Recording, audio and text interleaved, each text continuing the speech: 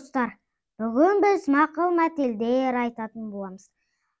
Мақалдың жалғасын тап, мақалды түсіндір. Шақырған жерден қалма. Алыстан 6 жасар бала алыстан келсе, келгенше қонақ ұялар. Құтты қонақ келсе, қына тастан шығады.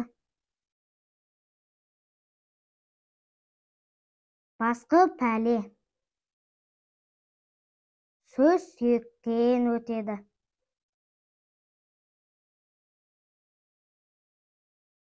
Ата көрген оқ жонар.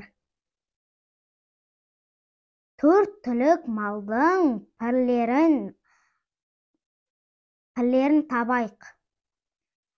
Ойсыл қара, шопан ата, зеңгі баба,